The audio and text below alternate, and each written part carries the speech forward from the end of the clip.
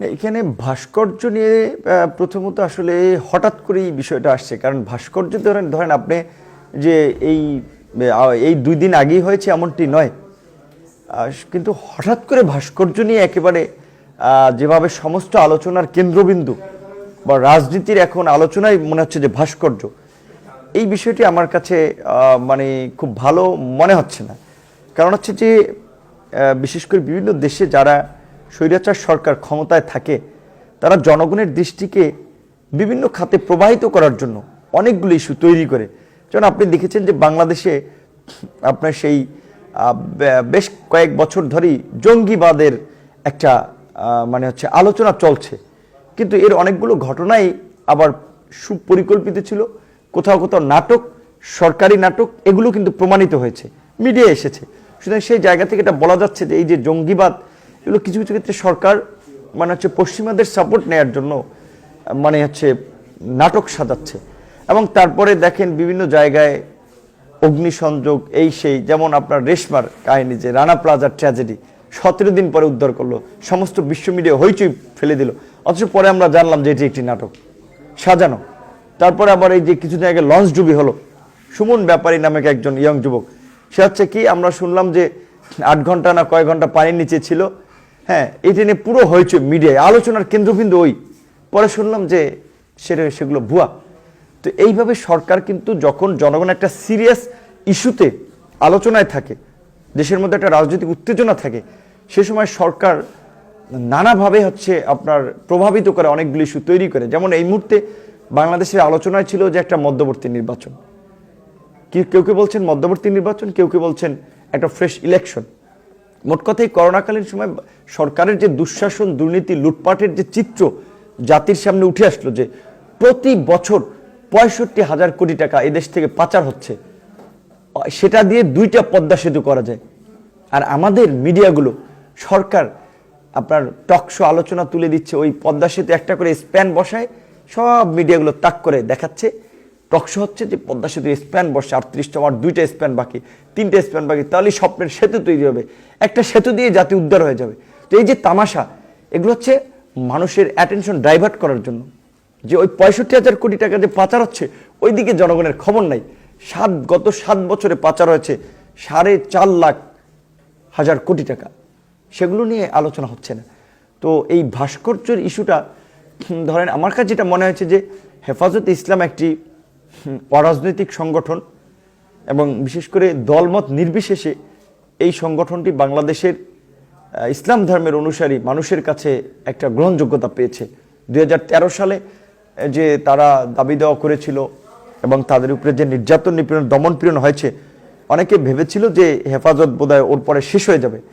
এবং আমরা দেখেছি যে হেফাজতের একটা অংশ আবার সরকারের সাথে আপোষ করেছে, যে বলেছে রেলওয়ের জায়গা নিয়েছে, কেউ কেউ টাকা পয়সা নিয়েছে, বিভিন্নভাবে সুযোগ সুবিধা নিয়েছে, একটা অংশ আপোষ করেছে। এটা দিনের আলোর মতো স্পষ্ট, যেটা সর্বশেষ হেফাজতের কমিটি গঠনের সময় আমরা যেটা দেখলাম। তো তারপরেও হেফাজতে ইসলামের আমরা দেখেছি যে যারা প্রকৃত পক্ষী, যারা সংগ্রামী এবং যারা একেবারেই অন্যায়ের বিরুদ্ধে সোচ্চার এবং নীতি নৈতিকতার সাথে আপোষ করে না, সেই অংশটা হচ্ছে আপনার এই তাদের যে একটা সম্মেলনের মধ্য দিয়ে উঠে এসেছে। এইটা সরকারের জন্য একটা মাথা ব্যথার কারণ হয়েছে, যে এই অংশটা তো সরকারের সাথে আপোষ করেনি, এবং জুনায়েদ বাবুনগরী সহ অনেকে তারা নির্যাতিত হয়েছেন, বাট সরকারের সাথে আপোষ করেনি। সেখানে সরকার একটা চরম মাথা ব্যথা হয়েছে। সেখানে সরকার নানাভাবে চেষ্টা করছে হেফাজতকে বিতর্কিত করার জন্য। বিভিন্ন শর্ত তো সরকার অনেক মেনে নিয়েছে না, সেটা বলছি যে সেখানে মাথা ব্যথা ছিল। তারপরে আবার এই ভাস্কর্য ইস্যুতে যখন হেফাজতের নেতারা খুব কড়া বক্তব্য দিয়েছেন, সোচ্চার হয়েছেন, তখন সরকার এটাকে নিয়ন্ত্রণ করার জন্য নানাভাবে চেষ্টা করেছে। এবং সর্বশেষ আমরা যেটা দেখলাম, যে দেখেন যখন হেফাজতে ইসলাম ভাস্কর্যের বিপক্ষে অবস্থান নিয়েছে, তখন সরকার শুরুর দিকে ওইভাবে রিয়্যাক্ট করে নেই। চরমোনাই পীর সাহেব অবস্থান নিয়েছে, খুব একটা রিয়্যাক্ট করে নেই।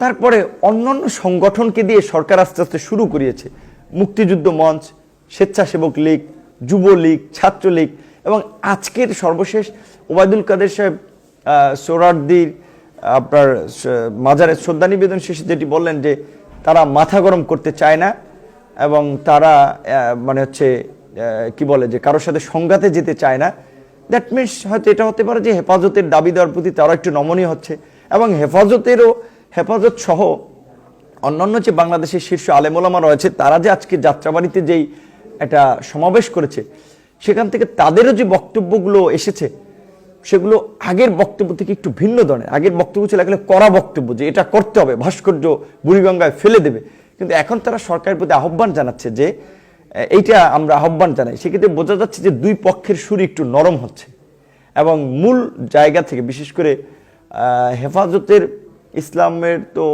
সহ এই যে ধর্মভিত্তিক সংগঠনের নেতারাও একটু ছাড় দিচ্ছেন, সেটা আমার দৃষ্টিতে খারাপ না। কারণ একটা দেশে আপনার বাংলাদেশ তো আর একেবারে ইসলামিক রিপাবলিক কোনো কান্ট্রি না যে এখানে সমস্ত আইন কানুন নিয়ম নীতি আপনি কুরআন সুন্নাহর আলোকে চাইলেই হবে। সেটি যতটুকু আদায় করা যায়, যতটুকু ইমপ্লিমেন্ট করা যায়, সেটি আস্তে আস্তে আলেমোলামারা চেষ্টা করতে পারে, দাবি দেওয়া জানাতে পারে, এবং সরকারও যতটুকু সম্ভব মেনে নিবে বা যতটুকু তারা পারে করবে। কিন্তু আমার পক্ষে যে একেবারে কাটকাট বিরোধিতা, মুখোমুখি অবস্থানের থেকে আসলে কোনো কিছু সম্ভব না। সেক্ষেত্রে সর্বশেষ যেটি হয়েছে সেটি আমি মনে করি দুই পক্ষের জন্য একটা উইন উইন পজিশন হয়েছে, যে সরকারও তাদের জায়গা থেকে ছাড় দিয়েছে, নমনীয় হয়েছে, এবং হেফাজত সহ ধর্মভিত্তিক নেতারাও তাদের জায়গা থেকে নমনীয় হয়েছে। কিন্তু মাঝখানে এই যে উত্তেজনাটা সৃষ্টি হলো, তাহলে এইটা কেন তৈরি হলো? সে কারণে আমি বলছি যে আপনার মাঝখানের যে আলোচনাগুলো সেগুলো কিন্তু আড়াল হয়ে গেছে। এই যে সরকারের লুটপাট, মধ্যবর্তী বা ফ্রেশ ইলেকশন, তারপরে আপনার বিভিন্ন অঘটন, এই যে হাজী সেলিম কিংবা মেজর সিনহা হত্যাকাণ্ড, এইসব বিষয়গুলো কিন্তু এই ভাস্কর্যের আড়ালে চাপা পড়ে গিয়েছিল। এখন দেখার পালা যে সেই পুরানো অমীমাংসিত ইস্যুগুলো এখন কি অবস্থায় হয়। ভাস্কর্য ইস্যু তো মোটামুটি সেটেল বলা যায়। আপনারা মূলত ভাস্কর্য নির্মাণ হোক এটার পক্ষে না বিপক্ষে? না, আমরা এটার পক্ষে বিপক্ষে ওইভাবে অবস্থান নিতে চাই না। আমরা বলছি যে আমরা প্রত্যেকের মূল্যবোধকে আমরা সম্মান জানাই, যে যারা ভাস্কর্যের বিরোধিতা করেছে তাদের মূল্যবোধের প্রতি আমাদের রেসপেক্ট আছে, এবং যারা আবার চাচ্ছে তাদের মূল্যবোধকে আমরা অস্বীকার করতে পারি না। কারণ ভাস্কর্য পৃথিবীর বিভিন্ন দেশে রয়েছে, কিন্তু তারপর আবার বলছি যেহেতু বাংলাদেশ আপনার 90% মুসলিম অধ্যুষিত দেশ, সুতরাং এই বিশাল জনগোষ্ঠীর সেন্টিমেন্টকেও তো আবার ইগনোর করার উপায় নেই। সেই দিক থেকে আমার মনে হয়, ধরেন আমরা তো সরকারে নাই, সুতরাং রাজনৈতিক দল হিসেবে একটা বিতর্কিত ইস্যুর পক্ষে বিপক্ষে যাওয়াটা খুব ডিফিকাল্ট, এবং এই জায়গা থেকে রাজনীতিবিদ হিসেবে আমাদের কথা বলাটা খুব মুশকিল হয়ে পড়ে। কারণ সরকারই যেখানে স্ট্রেট ফরওয়ার্ড বলছে না, সেই জায়গা থেকে আমার মনে হয় যা করতে হবে আলোচনার ভিত্তিতে করতে হবে, দুই পক্ষের আলোচনার। এখানে যেহেতু দুই পক্ষ অলরেডি তৈরি হয়েছে, একটা পক্ষ হচ্ছে সরকার এবং আরেকটা পক্ষ হচ্ছে যে আপনার আলেমোলামারা তথা যারা এই ভাস্কর্যের বিপক্ষে অবস্থান নিয়েছে। কাজে এটা সরকার এবং তাদের সিদ্ধান্ত। এই বিষয়ে আমি সিদ্ধান্ত দিলেও কিছু হবে না, না দিলেও কিছু হবে না, সুতরাং এই বিষয় নিয়ে আমি ওইভাবে কথা বলতে চাই না। আগে সরকার টার্গেট ছিল শুধুমাত্র বিএনপি জামাত, যে তাদেরকে মামলা হামলা করে পর্যদস্ত করেছে। একটা ছেলে সেলুনে চুল কাটতে গেছে, ছাত্রদলের ছেলে, তাকে ধরে নিয়ে মামলা দিয়ে বলছে নাশকতার পরিকল্পনা করতেছিল। 5 জনে মিলে চা খাচ্ছে, সেখানে তারা বলছে যে তারা নাশকতার পরিকল্পনা করতেছিল। এবং কথা ভিন্ন মতের ছাত্ররা বিশ্ববিদ্যালয় কলেজের হলগুলোতে শিবির বলে, ছাত্রদল বলে ট্যাগ দিয়ে মেরে প্রশাসনের সহযোগিতায় তারা, মানে বিশ্ববিদ্যালয় কলেজ প্রশাসনের সহযোগিতায় তারা পুলিশের হাতে তুলে দিয়েছে, মিথ্যা মামলা দিয়ে তাদের জীবন বরবাদ করে দিয়েছে। এখন তারা একটু যেহেতু বিরোধী দল হিসেবে কোণঠাসা অবস্থায় আছে, এখন আমরা যেহেতু বর্তমান এই সরকারের দুঃশাসন এবং এই যে তারা সাম্প্রদায়িকতার মুখোশে যে ক্ষমতায় থাকছে অসাম্প্রদায়িক চেতনার নামে, এগুলো যখন আমরা জাতির সামনে মুখোশ উন্মোচন করে ধরছি, তাদের লুটপাট দুর্নীতির বিরুদ্ধে সোচ্চার হচ্ছে, তখন কিন্তু তারা আমাদেরকেও এখন প্রতিপক্ষ ভাবা শুরু করছে। সারা বাংলাদেশে বিভিন্ন জায়গায় সরকারি দলের ক্যাডার, গুন্ডা বাহিনী, প্রশাসনের লোকজন আমাদের ছাত্র নেতাদের, যুব নেতাদের বাসা বাড়িতে গিয়ে হুমকি দিচ্ছে। তাদেরকে বলছে যে তারা কাজ করলে চাকরি পাবে না, যুব নেতাদের বলছে ব্যবসা বাণিজ্য করতে পারবে না, এইভাবে হুমকি দিচ্ছে। সেই প্রতিকূল পরিবেশের মধ্যেও কিন্তু আমরা আমাদের কার্যক্রম বেশ এগিয়ে যাচ্ছে। এই যে আজকে যে একটা অফিস নিয়েছি, ধরেন এটা প্রায় 1 লাখ টাকা মেনটেন্যান্স খরচ অফিসের, 5 লক্ষ টাকা অ্যাডভান্স দিতে হয়েছে। একটা টাকা আমি আমার বাপের জমি বেচে আইনা দেয়নি, কিংবা এখানকার কোনো ছাত্র নেতারা মানে বাপের জায়গা জমি বেচা এই অফিস নেয়নি। গণমানুষের অংশগ্রহণ রাজনীতি চলছে, সুতরাং মানুষ তো আমাদেরকে অ্যাকসেপ্ট করতেছে, তারা আমাদের দিকে আসতেছে, আমাদের কার্যক্রমে অংশ নিচ্ছে। এখন সরকার সেইখানে দেখেন কি নোংরামিটা করেছে, যে আমরা বিকাশ রকেটে একটা অনলাইন আপনার ফান্ড রেজ করার জন্য কিছু ব্যাংক অ্যাকাউন্ট দিয়েছিলাম, সেগুলো পর্যন্ত বন্ধ করে দিচ্ছে। তো তারপর এই প্রতিকূল পরিবেশে যতটুকু করা যায় আমরা চেষ্টা করছি। যেমনটা আপনি বলেছেন যে আমরা আলেম ওলামাদের প্রতিও আমাদের শ্রদ্ধা রয়েছে, এবং একইভাবে অন্যান্য ধর্মাবলম্বী মানুষের প্রতি আমাদের শ্রদ্ধা রয়েছে। এদেশের ভিন্ন মতের যারা রাজনীতি করছে তাই প্রত্যেকের মূল্যবোধকে আমরা শ্রদ্ধা করি, কিন্তু কোনো রক্ষণশীল কট্টর মতবাদ যেটা সমাজে বিশৃঙ্খলা তৈরি করে, সমাজে বিভাজন তৈরি করে, সেটাকে আমরা ঘৃণা করি।